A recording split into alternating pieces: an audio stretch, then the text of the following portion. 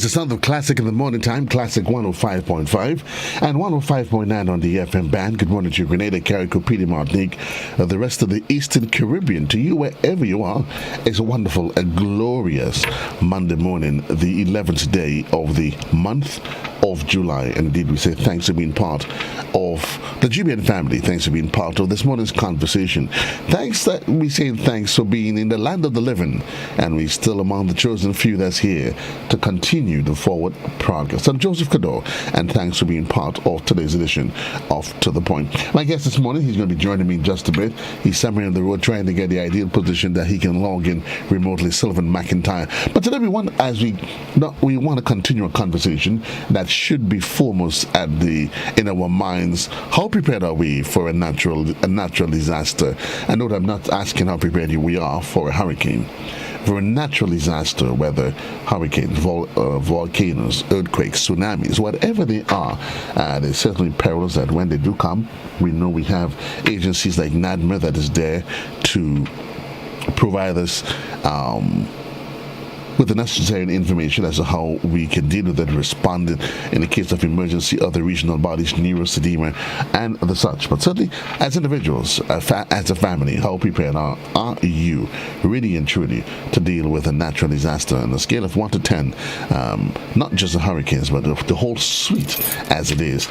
And that's the conversation as we await Mr. McIntyre to join us remotely. So that's the conversation this morning. 435-2041. I'm trying my best for us to let us keep the conversation on the topic. I know very often it is tempting, and I tried in most cases to accommodate folks, but I would really appreciate it if we can keep the conversation to the issue of our preparedness. How are we? Are we satisfied with NADMA, its role that it plays? Are we satisfied with the government and other agencies? Last week, we were speaking about the role of the police and other emergency services in dealing with natural disasters. Good morning, caller. You alive? Joseph, good morning, and how are you? I'm fine, thank you, caller. I'm just calling for GT, his mom passed, and I want to send my condolences to him, for his mother had passed on. And I know very well, and I just want to give him my sympathy. So give GT my love from him and tell him I'm on his side, take care, and he knows his mother was not well, and she's obviously gone through. And he's there, so he's one of the GBN family. So remember him in your update because his mama passed on, okay? Okay, thank you very much. Give him my love. Tell him to auntie send love for him, and she's giving her prayer. No problem, great, thank you. All right. 435-2041, that is the number on the inside. How prepared are you? How prepared are we as a community, as a village, a nation? How prepared are we? We had our own bout of Ivan, Emily. That was when back in 2000. Was it 2004? My Lord. It seemed as it was just yesterday. I hope I did get the date right. It wasn't 2004, was it? I know we had a bout with Ivan, we had a bout with Emily, and certainly we've bounced back as a nation.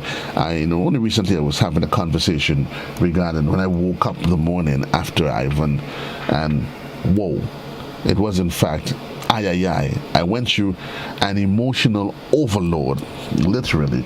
Not that anything was wrong with my home; it was relatively fine, but having to adjust my eyes to adapt to a new scenery and outside that I was seeing miles ahead of me. And the question is, many of us, the question: have we grown? How much have we learned from then up until now?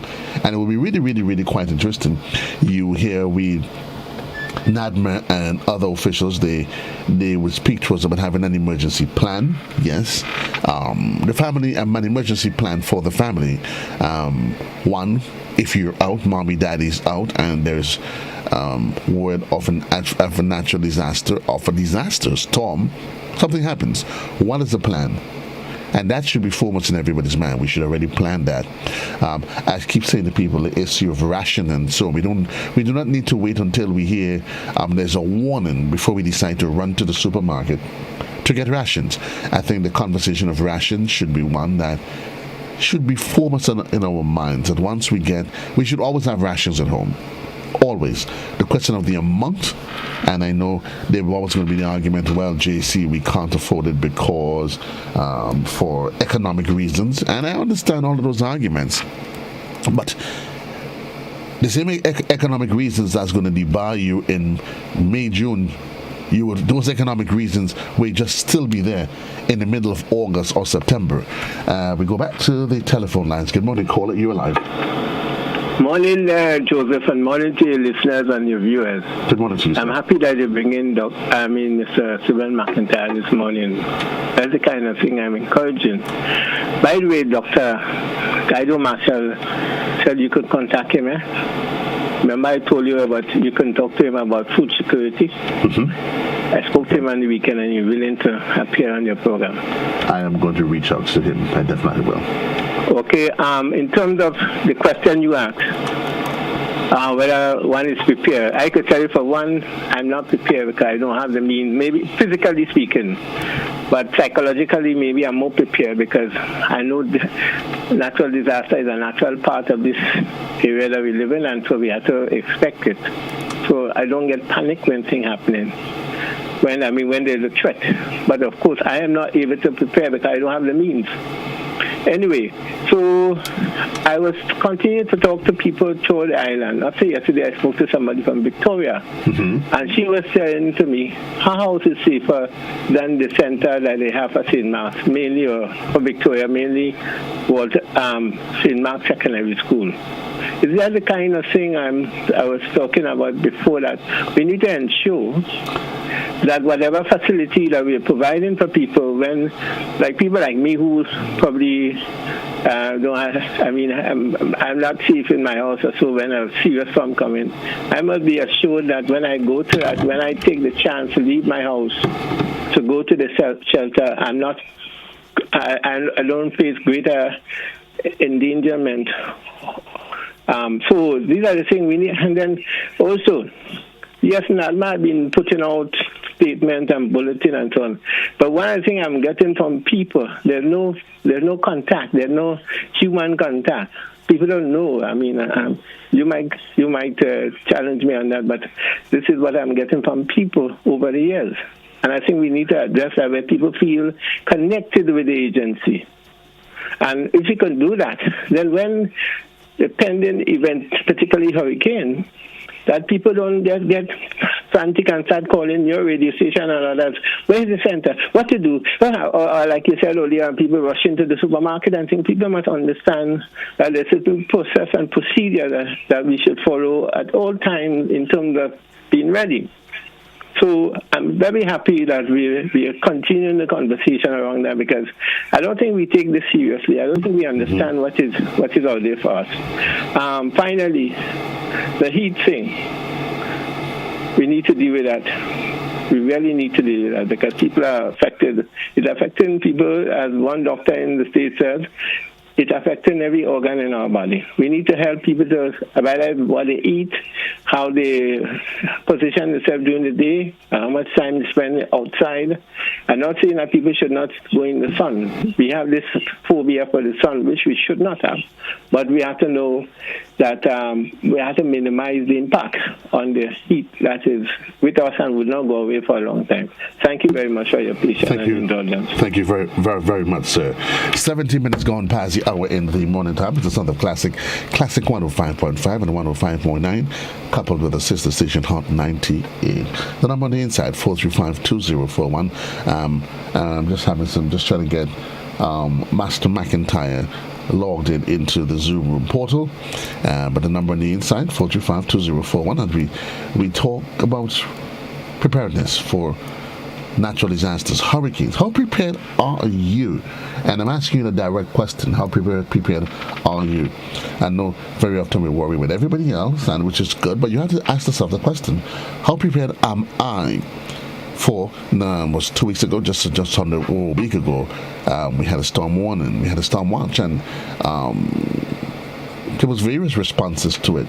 And sometimes you get the sense that many of us, I'm saying us collectively, that we have this nonchalant Sierra, whatever would be approach to natural disasters. We often assume that nothing is going to happen, and we take the latter of the position that, you know what, I will be fine. You remember that preparedness for a natural disaster has nothing to do with it comes or not, because there's preparing for if it comes, the eventuality, and there's the post-recovery conversation. yeah, that conversation, that has to be part of the conversation as well. So certainly you have to be able to learn to be able to appreciate that. Have to be able to appreciate that. But I'll take a quick commercial break though. 19 minutes gone past the hour, and we'll be right back right here on To The Point in the morning time.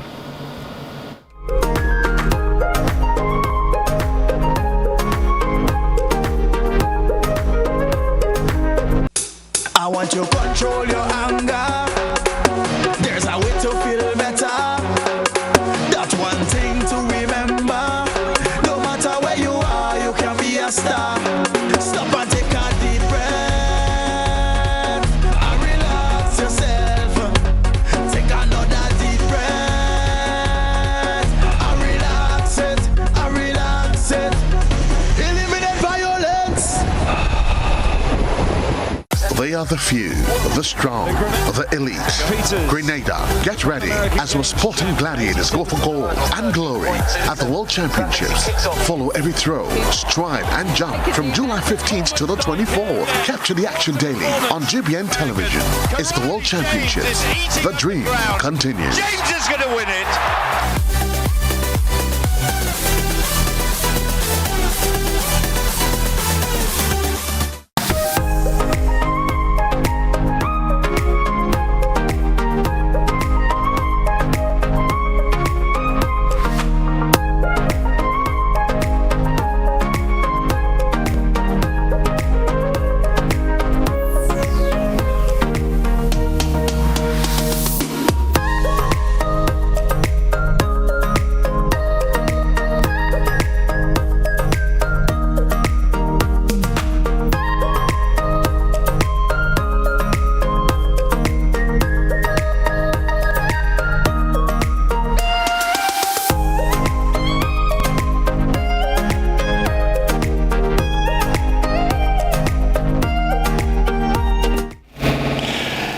Thank you. Welcome back to the program. 21 minutes gone past the hour in the morning time.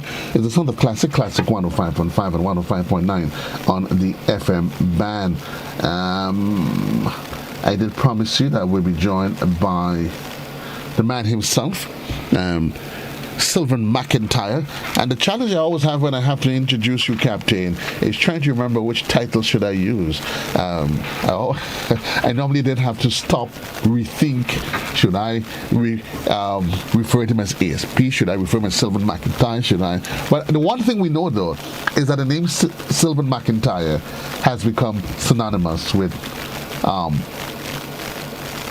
emergencies, natural responses, NADMA, that sort of conversation. And indeed, you're not just a local name, but a name that is recognized and respected across the region. And certainly we're happy that we do have a man of your caliber in our corner as we start to talk about the 2022 Hurricane Atlantic season and our preparedness for any other natural disasters. Comrade McIntyre, good morning to you. How are you? Good morning to you. I would like to extend greetings to all your viewers, followers, listeners of the GBN network. I am fine, absolutely giving thanks for God's grace, strength, the knowledge, the wisdom that He has given me over the years. And you've been wondering what name you should really give to me this morning. I am still Sylvan McIntyre, but this is the news that a lot of people may have not heard before that they are going to hear this morning. I am pleasantly enjoying a period of pre-retirement. I would be officially retired from national paid duties at the end of this year. So you may want to say substantively I'm Superintendent McIntyre, but I'm still on the government's payroll until the end of the year, but I'm not on active duty at the moment. So we will probably make a different formal statement with that later on, right, as to what's the next step, but I can still be referred to Superintendent or Sylvan McIntyre is absolutely fine. That is, well, the only thing I'll say to you, coming into your post-retirement, coming out of retirement, your workload is going to become heavier. I can promise you that. I know you're thinking it will get lighter, but you and I will talk about that because you and I both know it's going to become heavier. But Mr. McIntyre, let's just talk about. I mean, time is always against us.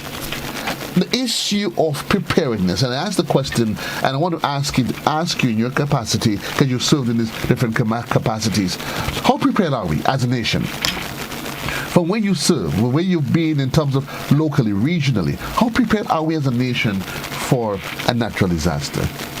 Okay, before I answer this question, I would like to first put a disclaimer that I do not represent any entity, whether it's been NADMA or any state entity. I represent myself at this point, and my comments will definitely be specific to Sylvan McIntyre and to no one else. Yes, correct. Except I later explain to people that I can be representing another entity which is personally generated. So for now, that's my position. But what I want to say is that I have said it when I represented in official capacity as NADMA, that preparedness is relative to what the nation and every individual sees him or herself as having done.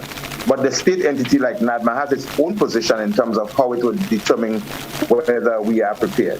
NADMA over the years has done a considerably amount of work in ensuring individuals are prepared, speaking about family disaster plans, putting structures at districts and community levels, and ensuring that there is a mobilization plan, that there is a structure and all of that, and that there is, most importantly, that people look forward to ensure that shelters are available, they are inspected, and the contact list for the coordinators and shelter managers that is publicized just about the beginning of the hurricane season. So where we are, I would like to be able to gauge our levels of preparedness for hurricane and for any eventualities. And I would like to trace us back to about 18 years, 2004 Hurricane Ivan, where we came from, where virtually we had limited capacity to deal with what we had to deal with in 2004. But coming from there, we've built quite a bit over the years. So we can say, if we want to chat or we want to give a benchmark, we want to mark ourselves in terms of readiness. Hurricane Ivan has showed us something, and we definitely are in a better place than we were a few years ago. And if testimony to the fact would have been last couple of weeks when there was a tropical system that threatened us, I think different to a lot of times people were a bit more in praise to the system in terms of how the warning came out, how people got it, and how the Met Office and NADMA were close to correct at this point. So if you want to use that as a measure of saying there are some levels of readiness, I cannot say to you that we can say, yes, we are ready, we are 10%, we are 50%, but what I can say safely, that there are mechanisms in place to ensure that we can mount, the state can mount an effective response for eventuality.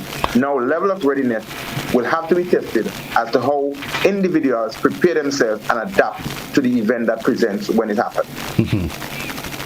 Yeah.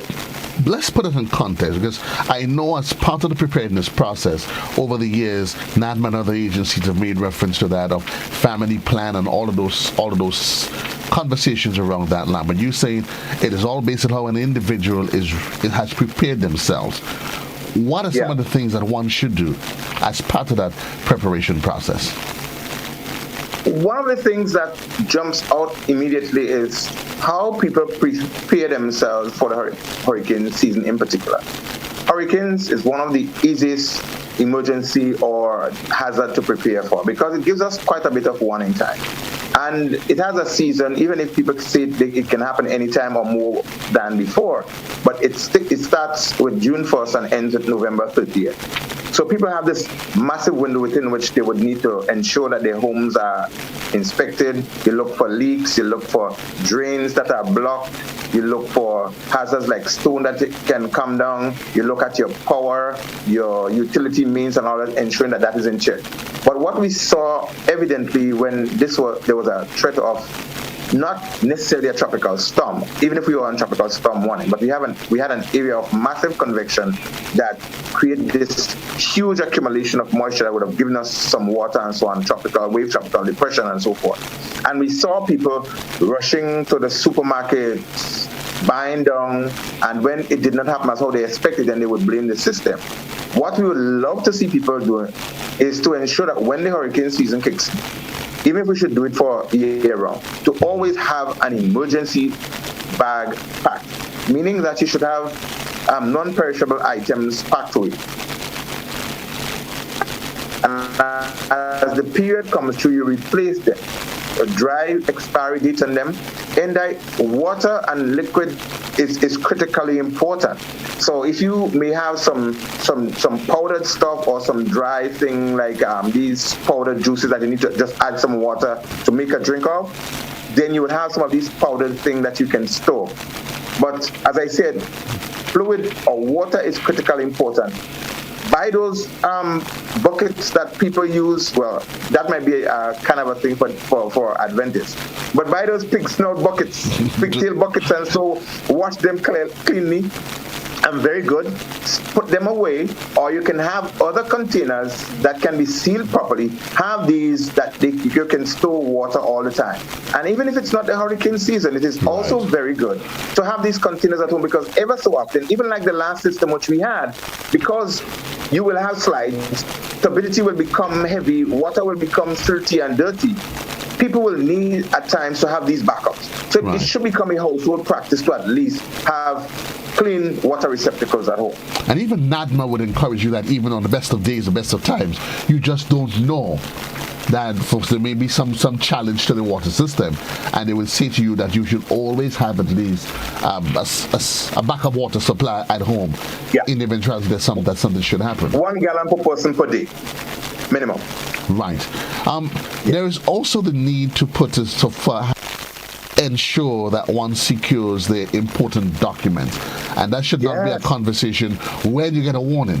That should be something that should be done at any point in time, every day. Absolutely. Ziploc bags and other plastic bags, they are critical. There was one time I saw an entity that we worked with before. They created this nice folder type, this very resilient seal bag that you can put not just your travel documents, insurance, but quite a bit of documents. You can seal them and you can double it up to ensure that if it rains somewhere or there's a flood, that you at least can secure some documents, and at least you can have some cash as well secured in that, because it is important. Sometimes these machines may not be working, so people may say, I have my credit card, I have my debit card, I can use that. But you don't go to the average person who sells you bananas and oranges and mangoes by the roadside with a credit card, do you? They would want the dollars and they would want the cents. So you want to be able to secure these things, so in the event that these systems are not yet backup, you can quickly run off to buy something from somebody who has something to sell. And all of that, Mr. McIntyre, comes as part on preparation of what you would refer to as the family plan. And that's just one aspect of the plan. Let's break the plan down, though, because it is much more complex than that, isn't it? Yes. So I say to people, I said it last week, as you imagine, I would have quite a number of requests to assist people in the emergency plans preparation, etc. And over the last couple of weeks, I've been engaged doing contributions to entities and individuals in terms of plans. And one of the things I did speak about was family disaster plan. A family disaster plan doesn't need a consultant, and you don't need someone to come from abroad to help you create that. You don't need someone in a jacket and tie to come and tell you how to create a family plan. It's really simple. What one needs to do is to find in the family and create the responsibility for every member of the family. Right. And the smaller the family, the more responsibility one person in the family will have, okay? So we agree on that. So mom says, listen, this is my responsibility. She says to Jane, now you are the one, you're good in packing clothes, ensure that everybody has X, a top, a bottom, a shoe, X, Y, and Z, that they keep this safe in a plastic bag. Right. Okay, Jerry, you are good in IT, geography, etc. You will follow the storm and stay closely with NADMA and the other entities and keep us posted as to where the storm is, what impact it can have, etc. You would tell everybody in the house where the lock-off, and you write that down in the plan, where the pipe, the main for the lock-off is, the electricity, how to turn that off, the gas and so forth, how to turn that off. You have emergency numbers, you write these down, the NADMA, the police, the fire, etc., even the GBN and the media entities and so forth that will provide you information. They are persons as well that you can have on your information list. And you would say to them, well, Things can happen not only in the day, but it can happen in the night. Just suppose it is not a storm and we get separated. Where here, if we cannot see each other, should we meet? So you look around and say, okay, you know what? We are vulnerable to rockfall. Stones that's coming from the ceiling, it could break our house, or it could burst the line, and we may not have current and so on. It may be dark. Just in the event that we cannot see each other, we can't hear each other. This is this place down the road at this pasture. Let us all get there. We will meet there and so forth. So you fix a place where your family could meet. You fix a route where we can pass. You identify what are the challenges, the little things we can have, and you write it down. As simply as that, you already have a plan. And what I have found personally, though, Mr. McIntyre, that getting the young ones involved, it is a way of keeping a sense of calm and instilling a sense of responsibility in them. Yep. You tell a 10-year-old, you're the one for sitting on the computer, because they don't mind anyway. Yeah. They don't mind. Yeah. And your job is to track the storm. Correct. And they would enjoy that. They would enjoy. You don't even have to worry about them getting into your way. Correct. And they do get a sense of pride when they can say to your mommy, the daddy, the storm is X, Y, and Z. And it's a good way of them, gaining knowledge and an appreciation for the systems itself. Geography 101. Yes, of course. And there is also one of the social impact that it can have. We speak about family and family values and family getting together and having discussion. A family disaster plan creates a platform for discussion, for family to be together, for family to talk. So in normal times, maybe we're not having so much conversation. But because we have a family disaster plan, we all need to speak about it. It brings us together. It sets up a pattern for having responsibility. If we want our children to be responsible people, to be leaders in the future, we got to set the platform from home. So if you start giving them responsibility, having them held responsible, they will grow with that. It also creates a synergy within the family that we can have a platform for discussion. So a family plan has many, many advantages. I would encourage it all the time. And if people need help in designing that, they can even call me. I can help you. And NADMA has a template that they can provide. I know the Youth Emergency Action Committee, that's a youth organization in Grenada, they have been channeling that quite a bit. They've been going out in communities and helping people walk in through with them in creating family disaster plans. So there's a template for that. As I said, it doesn't require a lot of attention, not a lot of information. The simple thing is who does what, when, how, maybe a little why. And a little why. And you would agree too that having consolidated one's family plan, that preparedness conversation should also extend to your neighbors and the community on a whole? Yes. I am your neighbor's keeper. One of the things I say to people, if you think you don't have a very sturdy house during the hurricane, you look at the house and say, my house will get blown down because this is a category 3, a 4. There'll be almost no boat house or structure that would stand for category 4 or 5, and even some 1s or 2 they will topple. There will be shelters identified, but shelters will never be adequate. Can we accommodate 100,000 people all in any particular buildings across Grenada? Maybe not. So it means, therefore, that there are some buildings and some individuals that will have sturdy or properly built houses. So what I say to people, there is nothing wrong in eyeing your neighbor's house and say, listen, I see my neighbor have a real good house. They have a downstairs. I say to them, listen, my house isn't so strong. Is it okay that I can visit you? Excuse me. Is it okay for me and 3 of us in the event of a hurricane warning that we can come? And I'm saying warning intentionally because people tend to believe that you need to go to a shelter when the wind gets heavy and things start to fly around. No. A warning is given 36 hours before the impact. Once that is given, you need to start preparing and move to shelters. So you say to your neighbor, can I come to your place? Your neighbor may say no, then you have to do an alternative. But in most cases, Grenadians, we are very generous. They will say, yes, you can. And so, rather than having to go to the school or go to the place where there will be many, many other persons that you may not quite be as comfortable, you become your neighbor's friend, you can go right over.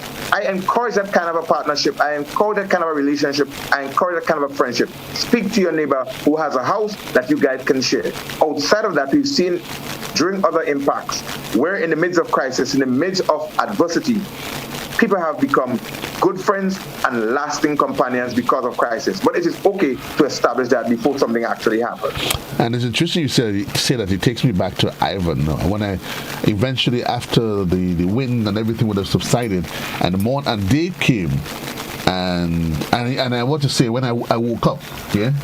So I had the luxury of at least getting some sleep during Ivan. I had the luxury of doing that. But then you saw people and you're like, and who are you? Oh, I live next door. Oh, okay. We actually live that close to each other. And it was really one of those of the times when you start thinking to yourself, boy, I need to do a better job of knowing who my neighbors are, because those are things, Mr. McIntyre, that we take for granted. Yeah. We take for granted. We just live our lives, just go, and it suddenly takes one of these disasters to draw us closer together. We have a caller on the line though. Good morning, caller. You are live. Oh, good morning, Mr. And good morning, Mr. McIntyre. Mr. McIntyre, I'm really not talking about the problem with I ain't talking about the hurricane. I want to just tell you, job well done. Don't mind you getting ready to retire, but you could run. With the problem in the mall the other day when the guy grabbed the lady phone and you was there and you did your job. That was very, very nice of you. And he dropped it and he run away. That was a very good job. Thank you very much. I saw it. Thank you. Thank you. Well, I tell you. What did he say? What did he say? I did a very good job. I didn't quite hear him clearly. He was making reference. You did a good job. There was an incident at the mall. Some gentleman who tried to steal a lady's phone, and you were there as superhero McIntyre to the rescue without cape or anything. Oh my goodness! Oh yeah, I was quite happy to do. That's a story in itself. Maybe GBN should pick that up. There was this couple from Lebanon who was there at the mall, and this young lady, some guy came up and snatched her phone. She was talking to her mother where in Lebanon, and this guy just snatched the phone. And I was there, and I dropped my flip flop I had, and I sprinted after this guy. I was assisted by another young man. We got him in the Monroe playing field there, but he dropped the phone. But you know what was unfortunate? The woman was relieved that she got her phone back, because it was not about the phone, but the fear and the impression for Grenada. I was going to create a different image. I was saying that somebody should not get away. So I was going to run as long as it took me, as fit as I was going to be to catch that guy. But one of the things about this young man who assisted in helping me capture this man and getting back the woman's phone, his phone fell and a vehicle ran over it. So he lost his phone in the process of helping somebody to recover that. And that's for Grenada. So maybe it might not be too late. Anybody hearing this, wishing to assist in helping this young man to recover his phone, they can call me, 405-7451. You might have somebody in the diaspora who could say, let us send the phone to this gentleman for the effort. That would be well received. I think that is something, that it's really not about me, right, but about us Grenadians. I didn't want the image about Grenada to be created differently. The family were very elated, thankful that they were able to receive that, and this is not us Grenada. And trust me, if I'd held that guy, JC, I was going to treat him nice. That was the one occasion I probably wish the two of us we were together. Not for the chasing down part, eh? Not for the chasing down part. I know your fitness level, JC. I wouldn't put it to that challenge. But I think it just goes back to the conversation that we're having, that we need to be one another's keeper. Yes. We need to be one another's keeper. We keep an eye on the clock. We get my guest this morning, the man himself, Superintendent McIntyre, who was quite gracious to letting us know that he will be officially off the government's payroll at the end of the year.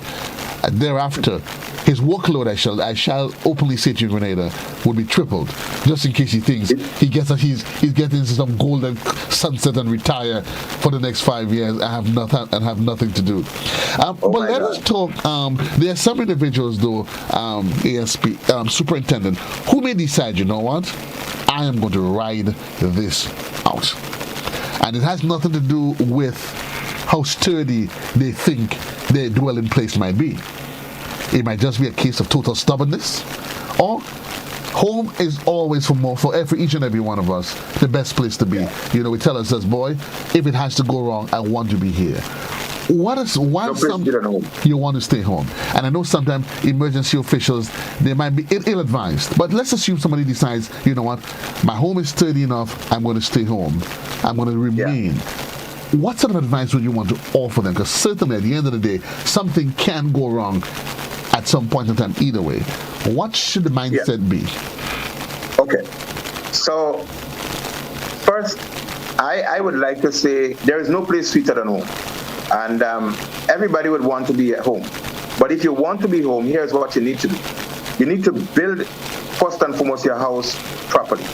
And if for some reason, financially or otherwise, economically, you cannot build to a certain level, ensure that you know where the nearest shelter is in the event that you're faced with a crisis, like a storm, you are able to get into shelter before. Secondly, the state entity would give advice as to when people should move. And there would be a cutoff time. Your safety is not guaranteed. And anyone finding you in the midst of a storm to take you into safety, that may not happen. It is better to be safe than sorry. If you live in a wooden structure, you are very vulnerable to strong winds. Depending on where that wooden structure is, the pillars, like we have seen in most cases, or the pillar tree in some cases people call them, they can be moved. If you are in a concrete structure and you face a hazard like an earthquake per se, you can also be covered or trapped inside of the building. So here is your best bet. Listen to your local organization for advice to do or what to do for every hazard and in every circumstance. Have yourself some means of getting information. A cell phone that carries a radio, a battery-operated radio, something that you can get light, and in some cases, your backup could also be solar-powered equipment that you can get information or you can get advice. So what I want people who tend to want to stay home, what I want you to take away from this, that if you choose to stay in your house, if you think it is safe enough, you're doing so at your own risk. If you have a boathouse, as I mentioned, they are very vulnerable to strong winds, which are associated with storms and hurricanes. If you have a concrete or other building, you may have a building that is predominantly wood. But what is encouraged, whether it is a wood or concrete, that there should be a place in that house that you call a safe room. Right. In my house in 2004, I built to a particular standard, but there was a safe room in my house. The master room, which was concrete at the top, concrete around, and all of that. My bathroom, where my last son stayed during the hurricane, he was quite comfortable, sleeping peaceful when I went to see him 2 days after. He was safe because there was a safe room in my house. So I encourage people, regardless of how you build, ensure that even if financially, economically, you cannot build the entire house to a particular standard, ensure that somewhere is built as a safe room, or you know where your nearest shelter happens to be. I have no idea where my nearest shelter is, and we hope that that's never the case. For some reason, I do not have a safe room. But let's assume, because remember, one of the challenges we said, hurricanes, they give you warning.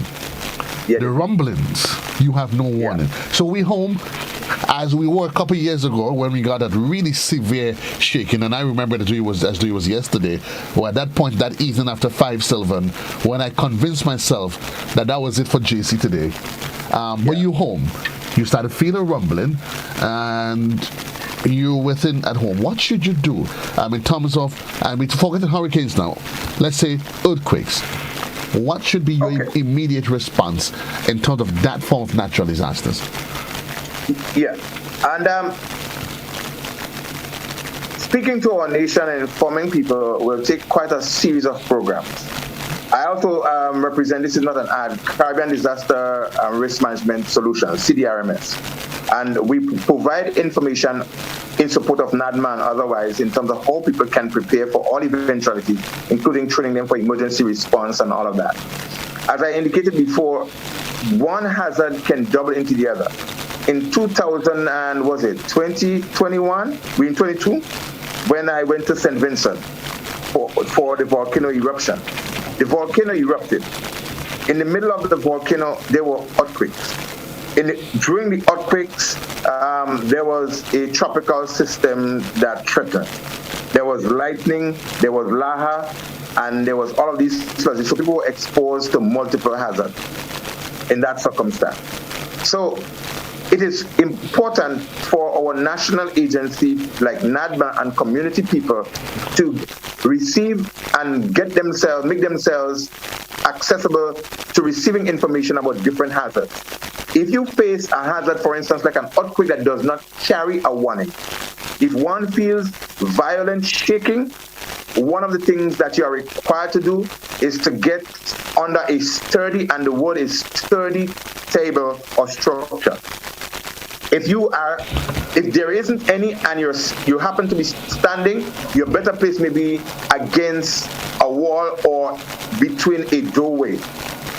The advantage with next to a wall is that if you have collapsing structures, they're likely, according to engineers, to collapse not at the edges, but more the pressure may come more to the center or other places. So if it is breaking, you still have a chance to be able to see and not to be buried.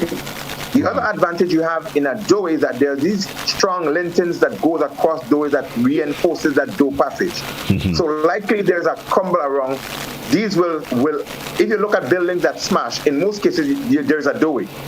The second advantage one will have is that if rescuers come, they know where doorways are, so they will be trying to find people in those areas. Right. In addition to that, if things crumble around you, that area will not be totally congested. It will give some breathing space so one can stay alive much longer.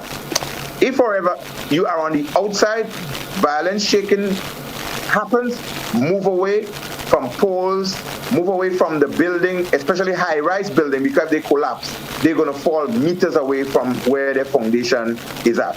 So it is really, really important that all of these little preparedness tips that people understand it. There's one little, I think it's a mnemonic sort of that people use: drop, cover, and hold. So you drop to the ground, you cover your head or other part and you hold on firmly to anything that you can secure yourself from falling stuff around. And that is an entire lesson I gave in 120 seconds about earthquake readiness. And indeed, and you would agree, though, that is an element of a preparedness conversation that needs to be heightened, because very often we tend to worry. I shouldn't say worry. We predominantly tend to focus our attention on the hurricanes, but very often we give little attention, and I think we should, the conversation of earthquakes, tsunamis, and other forms of natural disasters. While we added, though, because if an earthquake comes, there is always the likelihood that earthquakes will be followed by tsunamis. There's always and I want us to stick a pin there, and I did say it's better to be safe than sorry. One feel a very strong earthquake. Just a little shaking is unlikely to generate a tsunami. But if you run to a high point, it wouldn't hurt. People may laugh at you and say you're over precaution, but that's okay. But once one feels a very violent shaking of the ground, it is very likely with that violent shaking that a tsunami could be generated. So what do we need to do? It is part of also your family disaster plan or your preparedness plan. Find out in your house or your surrounding where is the highest point and the easiest and the fastest way to get to that highest point. Don't try to get down to the coastline, but try to move to that highest point as quickly as possible. Find that route that was pre-designated to get to that point. Businesses, schools, organizations, and family need to have written into the procedure what people should do in the event that we face a very strong earthquake where things are going to be falling violently. And for preparing for earthquake, what you need to do is not have things too high, but if you have things high, make sure that they are strapped. In places like hospitals and all these where you have TVs and oxygen tanks and all this can be around, the intention is, the best thing to do is to have them secured. If you have a situation where you live in low-lying areas, you need to look at the highest point, how to get up there quickest, and have that marked out so that everybody would know how to get to that point. And in case you're wondering, you would always hear when there is emergency information, you hear about flood-prone areas. Yes. You hear about it, and we talk about it all the time, but very often we tend to pay little attention to it. And when there's always this, we tell ourselves, it's the same culture that emanated back in 2004. And 2005, when we had our bout of Ivan and then Emily, when we tell ourselves, because I remember Ivan quite clearly at work at Cable and Wireless. I remember saying to those guys, you know what, guys, we're going to go home for 2 days, rest ourselves, and we'll be back as though nothing happened. Our lives got turned upside down, and the lessons is there to be told. Mr. McIntyre, we almost out of time, and I know you have some other engagements, so I'm just going to give you a minute. Do's and don'ts as it relates to when I go to an emergency shelter. Do's and don'ts. Okay, absolutely. So, one, the national system will design, or they have designed, what is called shelter rules that people must adhere to. So one, people intend to go to a shelter, you can expect to be managed because there will be a team of persons who will manage the event and they will tell you what to do. So if you're going to a shelter, you need to go to a shelter, you pack as though you're going to a little camp. Pack self-sufficient. Your hygiene stuff, your toothbrush, your soap for bathing, and your little bath towel, a little rag and so forth, and change of clothes, the underwears, they are critical, socks and all these stuff. Ensure that you have this little thing packed. Make sure that you pack your own dry stuff. People tend to want to go to shelters and depend on only what the government or the state provide for them. Walk with a little food as well and a little water. All right?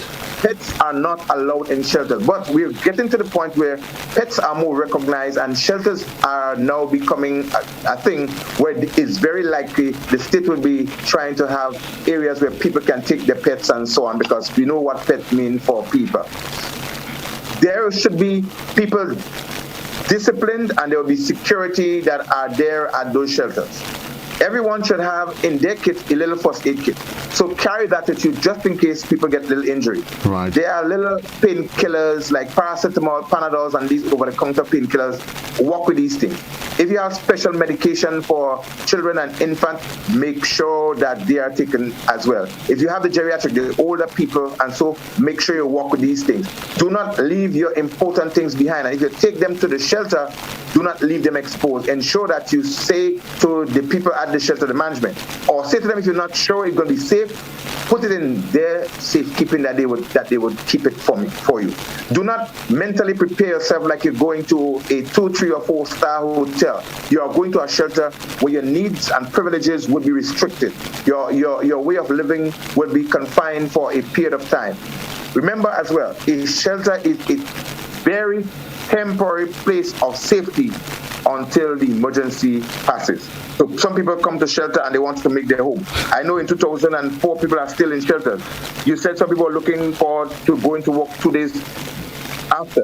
And up till this point, 18 plus years after, I think, we have not gotten back yet to full normal. People are still saying to me when I pass, Mr. McIntyre, I didn't get anything in 2004. That's the reality of crisis and disaster. I think in a nutshell, I've captured what people need to do in general. Crises and disasters can happen at any time. But because this is the hurricane season, you'll hear more about hurricanes. But hurricanes are easy to prepare for because they give us a lot of warning. Listen to the Met Office, trust your national entity. While the National Hurricane Center and NOAA and all these people are credible institutions, they will give you general information. It is best you listen to the broken down information from NADMA and the Met Service that will give you information that is specific to your neck of the woods. Thank you very much, Superintendent McIntyre, soon to be retired. And again, I want to promise you that that retirement life would not be a bed of roses. That lie down and sleep late, as you probably anticipated in your head. But either way, you've done well. Congratulations in advance, and look into the years thereafter to see how much more we can exact from you. Yes, my pleasure always. I am committed to national contribution, as I said. My future began a few years ago. I started living it, and I set up to continue giving service. And people will hear about the Caribbean Disaster Risk Management Solution, CDRM, Carib Dreams. that is an agency that I would be very closely associated with to provide national and regional service in emergency response, creation of plans and policies, training, etc. So once again, my pleasure to be of contribution to this nation. I will continue as long as God affords me the strength to do so. And even when I'm weak, I will be able to still say, hold on, be strong, there's light at the end of the tunnel. The man himself, the voice of reasons that we've come to acknowledge over the years as Sylvan McIntyre. Captain, I know it's always a pleasure. You take care. Thank you very much. Over and out. At ease, soldier. At ease. Okay. The man himself, Sylvan McIntyre, and I did want to say thanks. Again, reminding you folks, a family plan is a critical component to your preparation process. Do what you have to do it at end, not just in the safe time, but when in times of emergency, to keep your family safe. Until then, so long, everybody. JC loves you. The man GT comes in to keep you company, and he's going to be here to take you up until 12 midday. Until then, so long, everybody. JC loves you.